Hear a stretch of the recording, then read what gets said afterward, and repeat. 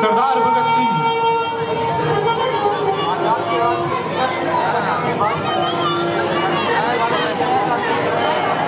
सरदार जी, मुझसे यह नौकरी अब और नहीं झेली जाती।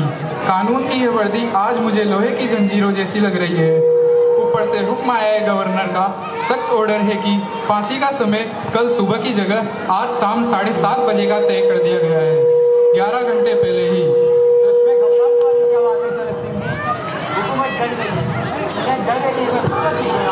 तो लाहौर की जनता जेल के दरवाजे समझ नहीं आ रहा जीत का जश्न मनाऊं या आपकी जवानी पर रोऊं। सरदार जी, 23 साल की उम्र में लोग अपनी जिंदगी के सपने देखते हैं और आप मुस्कुराते हुए मौत की तरफ कदम बढ़ा रहे हैं। मेरी आत्मा कांप रही है आपको फांसी तक ले जाने में। क्रांतिकारी की दूसरे क्रांतिकारी से मुलाकात चल रही है, बस इसे खत्म होने दीजिए। क्रांतिकारी इस काल कोठरी में आपके साथ? हाँ, लेनिन। दुनिया में जहाँ भी जुल्म के खिलाफ आवाज उठी है, वहाँ का हर क्रांतिकारी मेरा साथी है।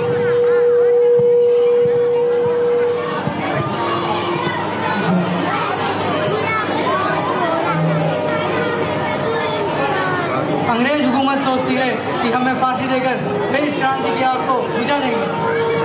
वे लोग बेवकूफ़ हैं।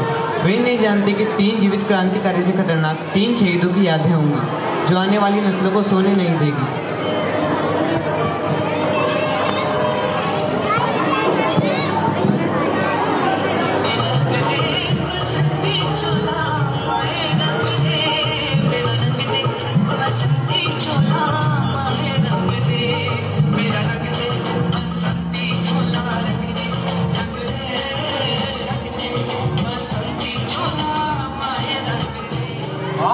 आप लोगों को देखने को मिलेगा कि कैसे हिंदुस्तानी क्रांतिकारी अपने आदर्शों के लिए मौत को हंसते हुए गले लगाते हैं। बहुत कुछ नसीब है आप। Lucky, you are very lucky. हाथ खोल दो इनके। कोई आखिरी ख्वाहिश तुम लोगों की? एक बार गले मिलना चाहते हैं। बिल्कुल।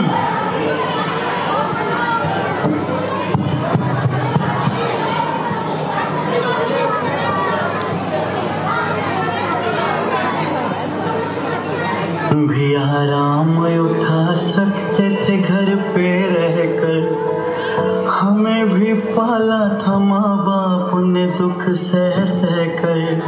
वक्त रुखसत उन्हें इतना भी न आए कहकर, गोद में आंसू जो टपके कभी रुख से बहकर, उसी को तिफल समझ लेना जी बहलाने को।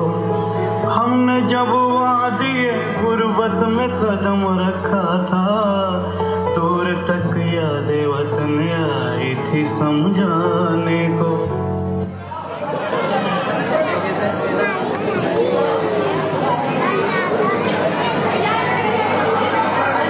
A moment comes, which comes but rarely in history, when we step out from the old to the new, when an age ends, and when the soul of a nation, long suppressed, finds utterance. It is fitting that at this solemn moment we take the pledge of dedication to the service of India and her people, and to the still larger cause of humanity.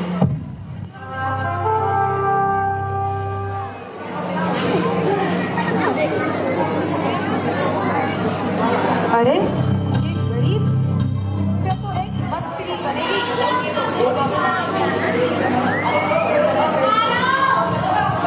Yo welcome back guys. जैसा कि आप देख ही सकते हैं, मैं यहाँ पर सड़क पर चल रहा था और मुझे रास्ते पे दिखाई दिया एक गरीब। इसके पास पहनने के लिए कोई भी कपड़े नहीं है, खाने पीने के लिए कोई भी राशन पानी कुछ भी नहीं है। तो अगर आप मेरी इस रील पर 1 मिलियन लाइक्स कर देंगे तो मैं इसे अपनी तरफ से कुछ कपड़े दान करूंगा, खाने के लिए राशन पानी दूंगा। जैसा कि आप देख ही सकते हैं, मैं आया हूँ सीके इंटरनेशनल स्कूल के इस प्रोग्राम के अंदर। यहाँ पर डेकोरेशन बहुत ही अच्छी की गई है, मौसम बहुत ही सुहावना है। ये प्रोग्राम रात को किया जा रहा है। देख ही सकते हैं यहाँ पर इतनी सारी ऑडियंस आई है मुझसे मिलने के लिए। वीडियो शेयर करें,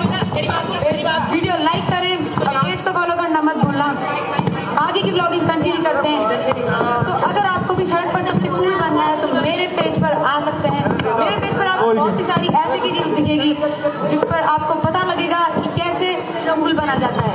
और अगर आपको एंजॉय करना है, लाइफ रिलैक्स करनी है और भी बहुत सारी चीजें मैं आपको अपने चैनल पर दिखा दूंगा। तो जैसा कि आप देख सकते हैं, मैं सड़क पर चलते चलते आपको फूल बनने की एक्टिंग बता दूंगा। पेज को फॉलो करना, रील को लाइक करना और वीडियो को शेयर करना बिल्कुल भी मत भूलना। आज का मौसम भी काफी अच्छा हो रहा है। और भाई, आंखें जेब में रख कर चल रहे हो क्या? पूरा शॉट खराब कर दिया। मित्र, ये मुंह से धुआं निकाल कर तुम किसे अपनी मर्दानगी दिखा रहे हो? क्या इसी दिन के लिए हमने हमारी सांसों की आहुति दी थी कि तुम अपनी ही सांसों को धुएं में उड़ा दो? ओ अंकल, ये कोई सिगरेट नहीं, वैप है। और ये ड्रामा किस लिए? कोई हैलोवीन पार्टी से आ रहे हो क्या? जरा वो वाला डायलॉग मारना तो सरफरोशी की तमन्ना। मस्त रील बनेगी, मिलियन व्यूज आएंगे। हम अंकल नहीं, भारत माँ के बेटे हैं। हम क्रांतिकारी हैं और ये कोई नाटक या कंटेंट नहीं, हमारी आत्मा का सच है। ब्रेकिंग न्यूज, चौराहे पे कुछ शख्स खुद को क्रांतिकारी बताकर छात्र से बहस कर रहे हैं। अरे रिपोर्टर, माइक हटाओ। सुनिए मिस्टर, आप हमें भाषण मत दीजिए। हम आज के यूथ हैं, पढ़ाई करते हैं, जॉब की टेंशन लेते हैं, एंजॉय करना हो तब रील स्क्रॉल कर लेते हैं, वेब पी लेते हैं। इसमें आपका क्या जा रहा है? हम अपनी लाइफ जी रहे हैं। लाइफ जी रहे हो, अपनी जिंदगी को धीरे धीरे खत्म कर रहे हो। फांसी पे चढ़ने से 2 मिनट पहले भी मैं लेनिन की जीवनी पढ़ रहा था, जबकि तुम लोग दिन के 8 घंटे इस कांच के टुकड़े पर अंगूठा घिस रहे हो। अरे तो दुनिया डिजिटल बन चुकी है, हम घर बैठे पूरी दुनिया से कनेक्टेड हैं। हमारे पास फ्रीडम ऑफ एक्सप्रेशन है, जो चाहे पोस्ट करे, जो चाहे पहने, जैसा चाहे जिए। स्वतंत्रता और अनुशासन में फर्क होता है मित्र। अंग्रेजों ने हम पर लगान लगाया था, लेकिन तुम लोगों ने अपनी सोच, अपनी एकाग्रता और अपना कीमती समय से फोन की गुलामी में गिरवी रख दिया है। रात रात भर जागकर स्क्रीन ताकना, न शरीर में ताकत, न दिमाग में कोई नया विचार। बाहर का जहर खाकर शरीर को खोखला कर लिया है और जरा सी चुनौती आने पर डिप्रेशन का रोना रोते हो। लेकिन राजगुरु जी, आज की युवाओं के पास ओपिनियन है। वे सोशल मीडिया पे ट्रेंड सेट करते हैं, हैशटैग चलाते हैं। हैशटैग चलाकर क्रांति नहीं आती पत्रकार महोदय। स्क्रीन पर RIP लिख देने या एक स्टेटस लगा देने से देश की समस्याएं हल नहीं होती। आज का मीडिया और यह सनसनी का भूखा है। देश में जहां अन्याय हो रहा है, जहां गरीब किसान भूखा मर रहा है, आप लोगों का कैमरा वहां नहीं जाता। आप लोगों का कैमरा सिर्फ इस बात पर जाता है कि किस सेलिब्रिटी ने क्या पहना है, किस रील पर कितने लाइक्स मिले। सर, मीडिया वही दिखाती है जो जनता देखना चाहती है, यही जनता की डिमांड है। तो क्या तुम जहर भेजोगे क्योंकि जनता भूखी है? मीडिया का काम समाज को आईने दिखाना, चाटू आईटा और TRP बटोरना नहीं। तुमने और इस स्क्रीन की दुनिया ने मिलकर युवाओं की सोचने समझने की क्षमता छीन ली है।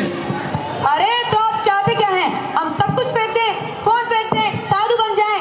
आज के समय में कोई बिना इंटरनेट और सोशल मीडिया के सर्वाइव कर सकता है क्या? देखिए मिस्टर, आप 1931 के दौर की बातें इस 21वीं सदी में लागू नहीं कर सकते। हम तकनीक का विरोध नहीं कर रहे हैं, हम तुम्हारी मानसिक गुलामी का विरोध कर रहे हैं। इंटरनेट ज्ञान का समंदर था, लेकिन तुमने इसे एक सस्ता मनोरंजन और दिखावा बना दिया। हाँ, आज का नौजवान असली मुद्दों पर बात करने से डरता है। देश में जहाँ अन्याय हो रहा है, समाज में क्या गलत हो रहा है, इससे तुम्हें कोई मतलब नहीं। पर ट्रेंड क्या है, लाइक्स कितने मिले, इसी झूठी दुनिया में अपनी पहचान खो रहे हो। अरे कुछ बोलो, जवाब दो।